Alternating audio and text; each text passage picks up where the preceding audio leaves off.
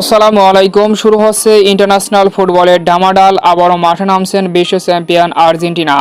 তবে আর্জেন্টিনার এই উইন্ডোতে রয়েছে বড় চ্যালেঞ্জ, যেখানে কোপা আমেরিকার ফাইনালের প্রতিপক্ষ কলম্বিয়া ও চিলির মতো দলের বিপক্ষে খেলতে হবে বিশ্ব চ্যাম্পিয়নদের সেপ্টেম্বরের এই বিশ্বকাপ বাছাই পর্বের মহা গুরুত্বপূর্ণ ম্যাচে। তবে সেই ম্যাচকে সামনে রেখে কবে দল ঘোষণা করবে আর্জেন্টিনা? যদিও ক্লাব ফুটবল ফিরেছে মাঠে, খেলোয়াড়রা নিজেদেরকে দুর্দান্তভাবে ঝালাই করে নিচ্ছে এবং খেলোয়াড়দের পারফরমেন্স দেখেই এই সপ্তাহের শেষের দিকে দল ঘোষণা করবে লিওনেল স্কেলোনি। কারণ কনমেবলের নিয়ম অনুযায়ী বিশ্বকাপ বাছাই পর্বের জন্য দল ঘোষণা করতে হবে ম্যাচ শুরুর প্রায় 15 দিন আগে।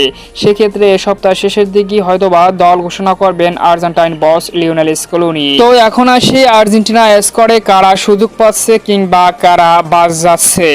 যদিও আর্জেন্টিনার স্কোয়াড মোটামুটি গোছালো একটি স্কোয়াড, কারণ প্রতিটি পজিশনে রয়েছে একাধিক যোগ্য খেলোয়াড়।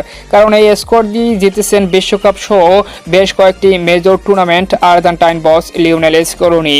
সেক্ষেত্রে যাদের বয়স বেড়ে গিয়েছে তাদের ব্যাকআপ হিসেবে কিছু খেলোয়াড় চান্স পেতে পারেন এই সেপ্টেম্বরের বিশ্বকাপ বাছাই পর্বের উইন্ডোতে। যদিও আরও বেশ কিছু খেলোয়াড় দুর্দান্ত পারফরমেন্স করে জাতীয় দলের পর্যায়ে করা নাড়ছে।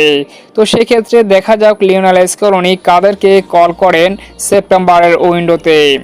বেশ কিছু তরুণ খেলোয়াড় রয়েছে, তাদের মধ্যে রয়েছে থিয়াগো আলমাদা। অলিম্পিকে আর্জেন্টিনার জার্সিতে দুর্দান্ত পারফরমেন্স করেছে। এরপর মিডফিল্ডে ফাকুন্ডো বুনারত্নে, যিনি লেস্টার সিটিতে দুর্দান্ত পারফরমেন্স করেছে।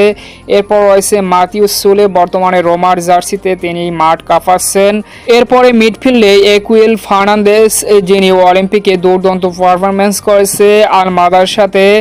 পাশাপাশি Argentine golden boy Paulo Dybala. এরপর লেফট ব্যাগে রয়েছে মার্কুস আকুনিয়ার, ব্যাকআপ হিসেবে ভ্যালেন্টিন বাকুর মতো খেলোয়াড়রা।